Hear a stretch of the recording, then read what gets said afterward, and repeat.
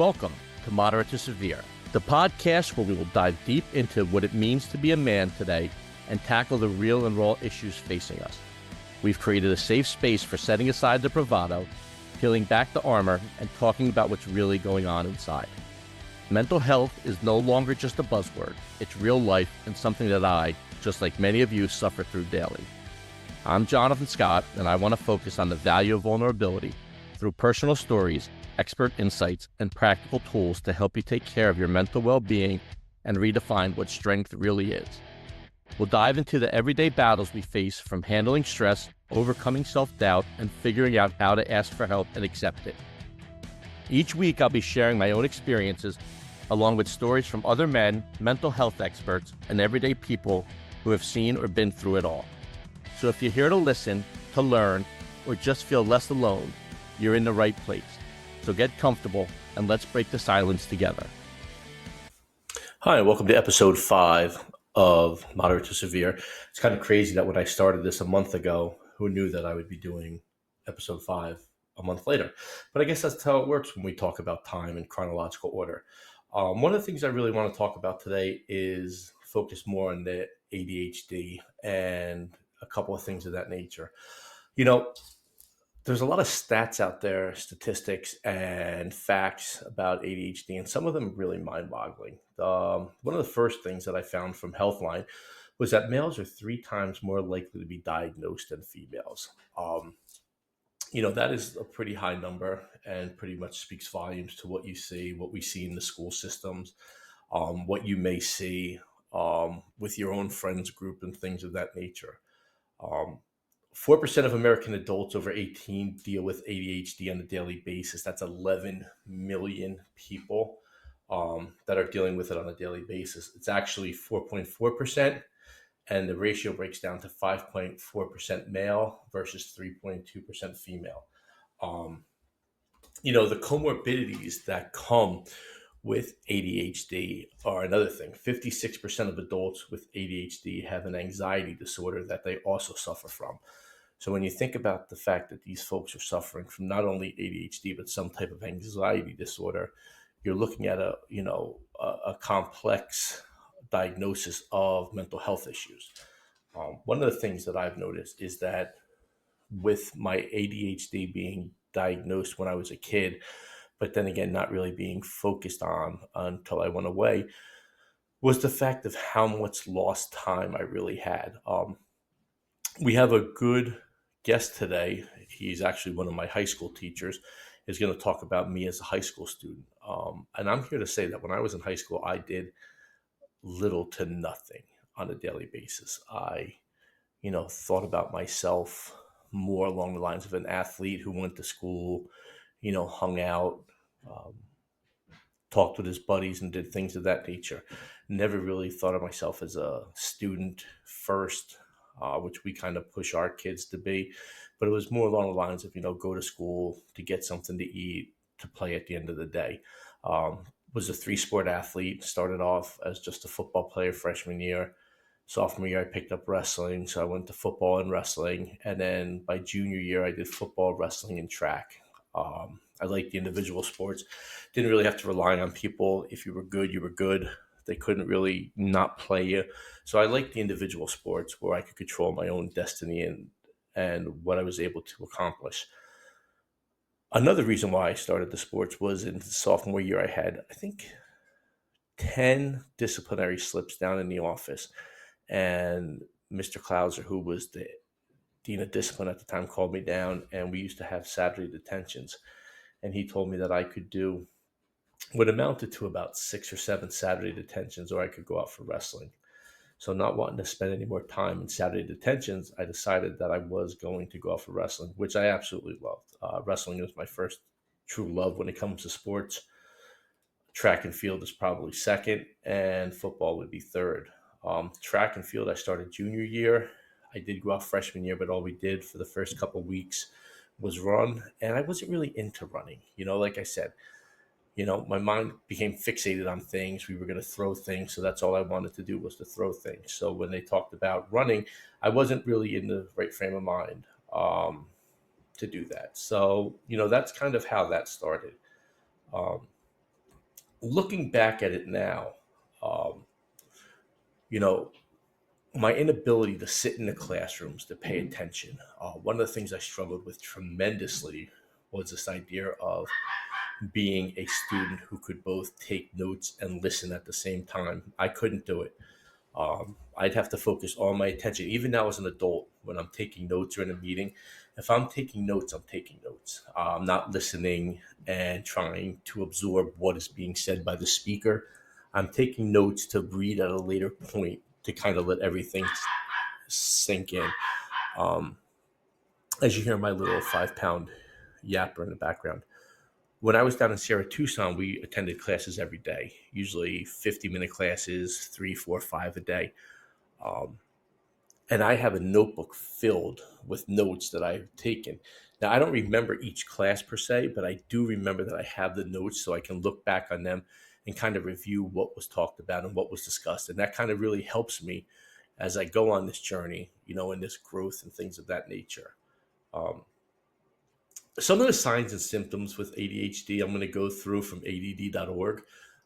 Some I have, some I, present on a daily basis.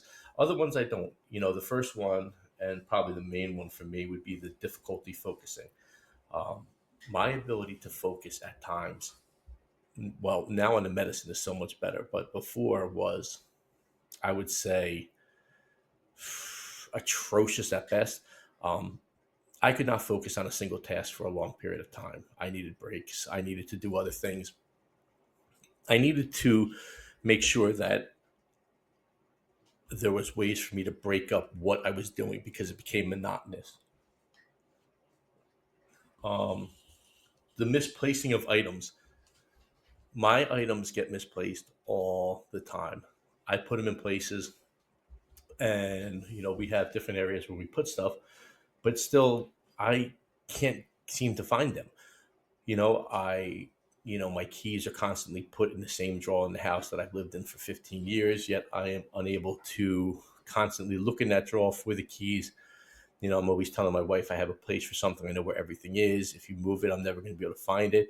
And if something is moved, I'm such a creature of habit and have come up with such ritualistic activities that I will usually forget things if they're moved. Even if it comes to the fact that my bag is not placed right in front of the door, but it's over to the side a little bit, I will definitely forget that. And that's just who I am. I look at the door. If it's not there, I don't grab it. I don't look other places. And that's not, I want to say, a knock on anybody, but myself, is that I have, at this point in my life, turning 47 this Friday, finally, I got my age right. I've come to the point where it's like, I know how I have to set myself up for success. And if I don't do that, things are not going to really work out for me in the best way. The next one I don't really have a problem with is always running late. My kids are very set about against being late to anything. So I find myself being early to most things. I'd rather be early and sit in the parking lot, scroll through the phone, listen to music, or do anything than be late. I don't want to be late for anything. And that's what I kind of, pride myself on. Risky behaviors is another one. I think when I was younger, I was more risky with some of the things I would do. As an adult, I don't really have risky behaviors. We talked about the whole idea of the bipolar, and I didn't really have those hypomanic stages. So the risky behaviors really doesn't apply to me, but it could definitely apply to some of you out there. The inability to prioritize, that is one I've worked on forever. I'm always trying to prioritize things and see what would make the most sense to do. When my wife gives me a grocery list, it's phenomenal because it's in order of how the supermarket works. And I don't know if she does that on purpose or if it's just the way she thinks, but she lays it out. So when I walk into Costco, because I love Costco, that could be a whole nother episode. I know most of the men out there and women love Costco. Much rather go to Costco than BJ's, but that's neither here nor there. Costco is laid out by where I'm from, where you hit the fruit and vegetables first, then you go over to the meat section, the paper towel goods, the waters, drinks. So everything that we need is laid out in that order so that I don't forget anything. I do every once in a while I find myself traversing back and forth across the land. Um, but, that's pretty much what it is. Relationship troubles, I, you know, I'm pretty laid back. I think maybe when I was younger, I don't even think I really had relationship troubles. I just think that, there are definitely problems there. I know one of the other ones is easily angered. I know I do get upset a little often. One of the things I learned when I started my DBT training, and this would be good for most of you to know, and I probably should have started the show with this, is every person that has, like depression or some type of, you know, emotional response disorder is an emotional superhero. Okay, so our emotions run really, really high all the time. So our responses are going to be really, really high all the time. There's times where we have discussions, and my wife and I, she'll say to me, like, "Why are you yelling?" And I'm like, "I'm not yelling. I'm just having a conversation." But what I don't think is yelling could be yelling to other people. It's just my natural response. I get very emotionally tied into my feelings. I don't want to say emotionally tied into my emotions because I don't know if that makes sense, but I really get tied in, and it's something that I believe wholeheartedly in. But one of the first things they taught you in DBT training from CCDBT that I attended in New Hyde Park out here on Long Island was the fact that we are emotional superheroes, and it takes a lot for us to kind of control our emotional behaviors. Um, Nervous energy is another one. I don't know about you or if yourself or one of your loved ones is a leg shaker. I'm constantly shaking my leg. I have a new one where I rub my hands up and down my thighs. I was sitting in class today teaching and talking, and I noticed myself just doing that for about 5 minutes straight. And I'm wondering, what the heck is it? Some type of energy. It's an energy release. It was soothing, and I was doing it. The last one from the ADD.org is memory issues. Um, my long term memory, I can remember things from high school, all things from college, and I really struggle with the things that are new. That short term. Can you pick this up? Can you bring a glass of water upstairs? Can you, put this in the mailbox? Those things really, knock me over and cause me a lot of grief because I struggle with those at times. Um, and just the medication that I take, um, which is Stratera, has really been a great help for those. Like I said, I take Stratera. I also take a natural supplement called Focus Fizz. And I really find myself to be much more on point and much more focused. The one thing I will say is that I've talked about my brain being that ticker tape before, where I have all these ideas that cross in and out and in and out. That kind of has become more subdued as I am on the medication, which I like for the fact that it allows me to get the work done and focused on that aspect of my life. I don't like the creative side that it's kind of taken away from me. I liked when I was having all those ideas and those thoughts and things of that nature. That to me is intriguing.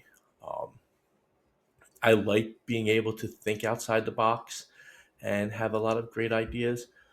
Um, it reminds me of, a story. I was always very quick witted, and the teacher we talked to today, I asked him if he thought I was a bully or thought I was just a wise ass in high school. And he said that he thought I was just a wise ass, which I tend to agree with. Um, but about 15 years ago, this is a good one. I was driving home from a wrestling match, and I remember it like it was yesterday. It was in Great Neck. I think it was on Lakeland Avenue. And I saw two young kids. So I'm about 30, and there's these two kids with a car. And the car is stopped in the middle of the road, and these two kids are just staring at their car. They're not doing anything with it. So I get out, and I'm like, guys, you got to get the car out of the middle of the road. It's rush hour. You got to push it over. So we push it over to the side of the road. I ask him, do you guys need gas? Is there a gas station? One of the kids says, yeah, there's a gas station up the street. So we go, and I say, listen, I'll bring one of you guys up there who wants to go get gas. So one of the kids comes in the car with me, and it's rush hour in Long Island. So the traffic is a disaster. It's about 2 miles away, which equals out to about 15, 20 minutes of driving time. So we're going up this road, and this kid is telling the worst jokes of all time. And he's just hammering me with jokes and talking. And I mean, everything he says, there's not one thing that's funny at all. Um, and we're coming back, and keeps telling me jokes. And we're getting to the part of the intersection where I don't know if you've ever been to Long Island, but there's a kind of place where the roads converge with 495, which is the LIE, and there's a lot of these like little circle bouts that go up, and the roads are crossing over, and it's really busy and hectic down there. And the kid looks at me and goes, "I'm an aspiring comedian." And I don't know what made me do it, but it's just part of my quick wit and my humor.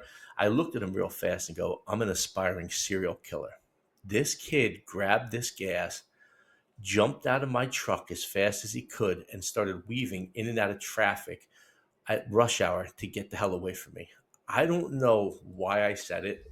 I know there was no self-control. I know that, he probably thought I was serious, but, it's just one of those things that I've always had this ability to make comments and, put in little jabs here and there, which I kind of feel that I'm losing with some of this medication. So the point is, do you take the medication or do you not take the medication? Do you try to beat it or do you try to, handle it with the medication? I know a lot of the parents I deal with will not put their kids on medication because they don't like the fact of how it changes them and they want their kids to be the same. But that's just a little story I wanted to share. So what I wanted to talk to you about now is our next guest. And our next guest is one of my favorite people from my high school days. And we are going to meet him coming up next. Stay tuned. So, ladies and gentlemen, the next guest I have is somebody, if you were from the borough, needs no introduction. He walked the halls from about 1972 to 2007. And if you ever stepped foot in the borough, he was one of probably 2 or 3 teachers that you had to have. And if you didn't have him, your high school career was not a success. So right now, unfiltered and live from his balcony in Florida, Mr. Heshy Moses. That was a great intro. You like that, huh? Excellent. So, Mr. Moses, I still can't pull myself to call you Heshy. I'll tell you what, when we were in high school, that's all any of the kids wanted was to call you Heshy. Now it seems like I don't want to call you Heshy. It's got to be Mr. Moses. How are you doing? I'm doing okay. I've had the last 10 years have been tough. I had a little battle with cancer, had major back surgery, shattered my femur and my hip, but I'm happy, Jonathan. I'm still a happy guy. Yeah, it's sad to hear about all those things, but I know the back has been bothering you since high school. You used to talk about that in class. But yeah, you know what? Like I remember, and I've been out of school since '96, so we're talking almost 30 years now. I don't ever remember you unhappy. I don't ever remember a day where we came into Moses's class and it was like, man, this guy's in a bad mood today. Why? What is it about you? My grandmother always told me that as long as I was on the right side of the grass, I had nothing to complain about. So I always took that to heart. Life's too short not to enjoy it. It is way too short. Yeah, so I agree. I do these little affirmations every day, and I kind of like that one. As long as you're on the right side of the grass, I think, it kind of goes with that old saying: the grass isn't always greener on the other side. Well, on the other side of the green grass is brown dirt. So I kind of agree with you there. I'd like to stay on this side. That was a good one. You like that, right? I'm a little wittier in my old age. I'm not as much of a wise ass. No, I think you were pretty witty in high school. Yeah, but I mean, all right, we'll jump right into it then. Yeah. When I talk about high school to people and to my kids, and I saw some of the old guys this weekend, Roger and Richie, and when the borough comes up and we talk about teachers, there's 3 people that come up. And I bet if I asked you who they were, you would know. But one is you. 2 is Stan Koba, and 3, rest his soul, is Edward Cuner, Mr. Coach K. I started doing this podcast, Mr. Moses, and I think you're a great guest because you pretty much have no idea what's going on. I just gave you a little bit of a rundown. So to get your unfiltered view on myself and high school students is phenomenal. I started this podcast to kind of bring light to the stigma behind men's health.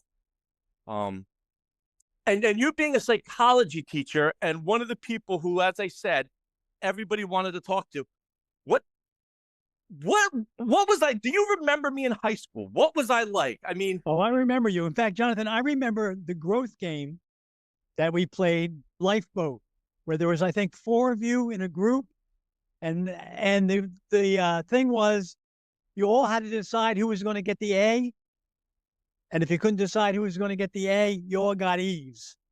You all failed, and I remember you kept saying, "Give me the A, give me the A. I deserve the A," and I forget who it was, but there was a female who kept saying, "Why should we give you the A? You don't ever study. I have to study to get my grade." And you said, "Well, that would make you happy. You even have to study harder. Since you're going to get an E, you'll have to study harder for the next test." And you were incredible. Yeah. I remember I used to say you would be a great used car salesman. Well, I sell houses now on the side, so it's kind of the same thing. There's just no wheels. I look back at my high school history, and I talked to someone yesterday, and they said, what was your biggest accomplishment in high school? I said, my biggest accomplishment was that I would turn the books that you guys gave me in at the beginning of the year, still with the plastic covers on them from not opening them. I didn't know it at the time, but what I know now is, I've gone on since high school to get the bachelor's degree, to get a master's, and to get an administrative certificate to be a school district leader. I did nothing in high school, Mr. Moses. I mean, I don't know if I'm telling you something you don't know, but I think I literally did nothing. I had a great time. I would go back to high school in a heartbeat. I would take your class again. I would take everyone's class. I did nothing. I mean, and I'll let you talk, but I remember it was so bad, and I was so bad in math. Mr. Cuner, who was my track coach, would turn the test on his desk and put it down so I could have a little help. And I couldn't see it because the papers weren't turned around in my direction. And he would look at me and go, "Jesus Christ, Scott, I can't do anything else for you."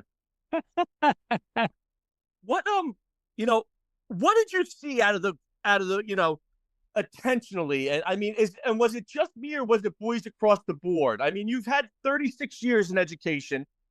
What is your idea with the all high school, difference between male and female? I mean, school wise. Yeah. Well, I don't know how much it's changed because I've been out for a while, but I know as far as females go, their self-worth was connected to whether they had a boyfriend or not and what guys thought of them. Guys' self-worth was more connected to, how strong they looked or came across, the macho attitude, and the friends that they had. And usually, a lot of times, well, I shouldn't say usually, sometimes you could tell if a kid was putting on an act, a guy, coming across like really strong because he was more sensitive and he had to act like he was tougher. I don't know how many guys' self-worth was what they portrayed. Right. And to be honest with you, in my psychology class, and I know this is the one thing you did do. So don't say you did nothing in high school, because I remember to get out of my class, you had to write that paper about the last 4 years of your life. Yes. And I remember. I wrote about my dad, I think. Yeah. I think I wrote about my dad and the struggles I had with my dad. I do remember that. But I think the key there was to get out of your class. As much as I loved being there, I wanted out. For me, high school was, about athletics and about getting out of the borough, which I look back now, and that place is such a magical place, Freehold Boro. Um, you know, Behind Springsteen, you were probably the most famous person to ever come out of Freehold Boro. I mean, if you think about it, the people, I mean, there are people, my kids who have never been to the borough except to stop by know who Mr. Moses is, and we talk about it, and it came up that we were talking one day, and my kid said, well, you never ran in soccer. And I said, no, no, no. I did a Brazilian run once with Mr. Moses, and I made it to the end. And they were like, you did a Brazilian run? And I'm like, yeah, you don't call them that now. Whatever you call them, you can't call them Brazilian runs. Yeah. And I said, yeah, I did do it. Yeah. It's just, I said to myself, who better to talk to than a guy with a biblical name on this show? Talk about your relationship with the students. I mean, how did you connect? I mean, how is it that, listen, I'm in education. I've been teaching for 21 years. I teach a small population. I teach high school special ed. Probably has to do something with the three of you who I mentioned of why I got into education. I understand my connection, but my connection is with a small group of kids because of the population I teach. So I don't come into contact with the general population if they don't have services. How was it that for decade after decade, you were able to maintain that status as how were you able to, I don't even think you adjusted. I don't know. How were you able to maintain that relationship with the students and that connection for all those years? Oh, I think part of it is that when I was in high school, I always felt that I was talked down to. I was never talked on the same level. So I made a pact to myself that if I ever got out of high school and out of college and got my degree and became a teacher, that I would never do that. So I always tried to talk to you, not at you. And I tried to be sensitive to people, I didn't mind people making fun of me as long as they had no problem me making fun of them. I don't know if you remember the line game where you had to sit up in front of the class and everybody had to say something to you and you couldn't say anything back. I don't know if you remember that. I do. I remember I went in that game, and there were people who said some pretty heavy things to me because not everybody liked me, and I don't expect that. But I remember in class, I always made sure that if I was really mad at you or upset with you, I took you out of the room to talk to you. And then I really talked to you in language that you could understand. I remember, there's no way I could, say fuck to somebody, like fuck you to somebody in class, but I could take them into the boys' room and tell them to go fuck themselves. Right. And then I could deny it, that I never said it. In case that's it. I do remember the line game because I remember you called me out. And I remember who it is, and I'm going to tell you her first name. She was a soccer player of yours. You're going to know immediately. But we were kind of like oil and vinegar all through high school. And I kind of years past was like, you know what? I really liked this girl. I really thought she was awesome. Alex. Starts with a G at the end. Oh, yes. I know who you mean. Yes. I know who you mean. And I remember saying something to her and just being totally mean and lying. And then you pulled me aside at the end and you were like, that was brutal. You didn't have to say that much to her. But it was just, I was given a free pass and I took it. And and years afterwards, I never apologized to her. But years afterwards, I kind of realized, like, you know what, maybe I was a jerk in high school. And I mean, I don't know. You've seen bully. I don't know if I was a bully or a wise ass. No, you were a wise ass. You weren't a bully. Yeah. And we were at the Jester when I was about 22, 23. And one guy came up to me. It's one of two guys. And I don't know which one it was. I can't remember. But he said to me, we started talking, and he was like, dude, you're a cool guy. And I was like, yeah. He goes, you were the biggest jerk off in high school I ever met. And I said, what do you mean? And he goes, you were just brutal. You were relentless. Every day it was something, every day it was a comment. And you know what? I'm actually talking to somebody from the Mental Health Collaborative up in Boston, Massachusetts. And the idea comes from the fact that the bullies are bullying and causing trauma. But a lot of times the bullies have their own trauma at home. Oh, absolutely. That's my next question is, do you believe that? Do you believe that these people who act like bullies and the tough guys are facing their own traumas at home? Oh, absolutely. A lot of times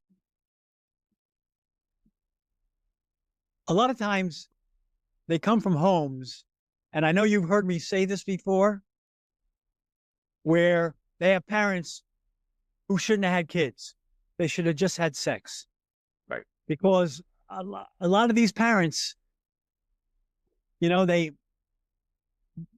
is no book about how to raise a kid, but you have to love a kid if he's yours, or at least you should, or you shouldn't have him. And I really believe that a lot of them take the attitude of what they get at home, and it becomes part of their personality, and they bring it to school.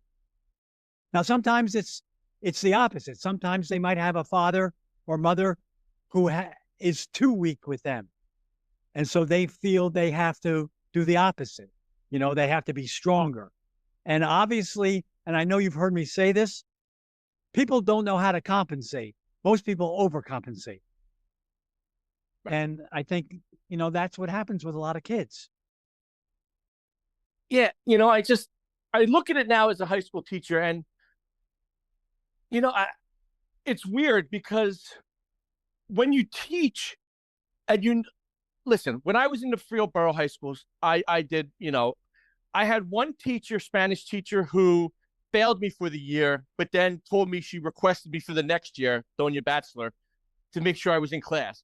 So I knew I wasn't a bad guy.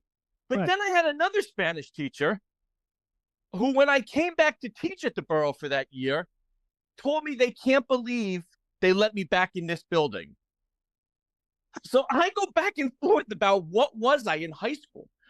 I know that my attentional issues really stumped me from growth as a student. I don't consider myself in there as a student. I think some of the stuff that went on at home, being in the town, being one of the bigger guys, being athletic, kind of led me down this road in high school of like this macho, like you mentioned before, kind of like pain in the ass type kid who was just out to bust chops, but that was me as a student. One of the things that we noticed as students for you was that you kind of got that same bullying a little bit, but it wasn't from the building administration, right? It was from the central administration. And when you're a high school kid, you don't understand it. But now as an adult, I do. I've waited like 25 years. Why the hell did they paint over your frogs in that window? Isn't that amazing? That was just to get me back. And you remember that was a room that had no windows. Yes. And they turned it into the ISS room, which I spent many days in. Right. But I'm just saying, we're in this process, and what was it, jealousy on their part? Was it the fact that you were almost like, I don't want to say, iconic, but, in the lore of Freehold Boro, and anybody who's listening to this knows, you and those other two guys mentioned were almost above the school. It was Freehold Boro, and then it was Heshy Moses, and then other people jumped in there along the way. But, what was that? And then the best is this. You always made a comment, and I know you remember this because you did it. And you said you will get back and you will have the last laugh. And you remember how I had the last laugh? I do, but why don't you tell everybody how you had the last laugh? Because I think of this story, and I'm like, you know what? It wasn't in a mean way. It wasn't in a it wasn't anything. It was a legitimate, we'll see what happens. What'd you do? I ran for the Board of Education when I retired. And they thought there was no way I was going to get in. But they didn't realize that all the students I had over the years, a lot of them were old enough to vote. So I got on the Board of Education, and I thought they were going to have a heart attack. And then I ran for president of the Board of Education, and I became the president of the Board of Education. And then a lot of people retired in central administration. Listen, I know everybody says in their life they want to ride off into the sunset. And then we'll talk about the beginning of this conversation. I mean, was that your I'm done moment? Like after you taught for 36 years, you dealt with your bully and you came back and you're like, you know what? I'm going to do it the right way. And you just, from all that good, I don't know what the word is, that goodness you created from that room, you came back and you did what you said you were going to do, and I think that's the big thing is, and I think it's what we can learn is that you said you were going to do something and you did it. Did you ride off into the sunset after that? Oh, I did. The actual sunset. I moved to Florida. Okay. So and let's talk. I took my job that I always told you guys I wanted when I retired, because people always used to ask me, what are you going to do when you retire? I said, I'm going to work on the golf course, and I'm going to be a ranger, a golf ranger, a starter. And my job is going to be to sit when people come up to tee off, I'm going to say, have a nice day and smile. And that's what I do. That's phenomenal. I don't know what my job is going to be, but it's going to be in the South. Now, here's my last thing before I let you go, because I see the sun out there and you're out there and I bet in a t-shirt or with a sweatshirt on, and I'm sitting here in the Northeast freezing, letting my 3-pound dog run outside. What? When you said you didn't want to be contacted by anybody, folks, he wasn't lying. It took us 45 minutes to get this Zoom. By the way, if this Zoom does not record, I'm going to lose my absolute godforsaken mind. He doesn't have a computer. He couldn't download it. He has a Samsung, so all of you know you're getting the green bubble. But yet, 45 minutes, he never complained. He did not have to give me the time of day. I reached out to him right away. It was a yes. Everything that you would expect Mr. Moses to do, it was a yes. So I want to thank you for that. Moses, any last comments? Yeah, I just want to tell people, and I know I've said this when you were in my class, when you're small, an afternoon lasts forever. As you get older, time seems to go a little faster. And as you get much older, it goes really fast. So all I got to say is, enjoy your life. Don't waste time. Don't put off stuff, because you don't want to leave this earth saying, I wish I would have. Awesome. Mr. Moses, you've got my number now. You call me anytime you want. We're going to stay in touch. We're going to stay in touch. I'm going to send you a card, and I'm going to post this and tag you, because I know if I ask you to upload it and share it with your followers, it's never going to happen. So I'm going to do that, because I know after dealing with you with your technology, where we are in that. Mr. Moses, I want you to have a great holiday. Jonathan, same to you and your family, man. You too. And thanks a lot. Thank you, man. All right. Bye. All right. Bye-bye.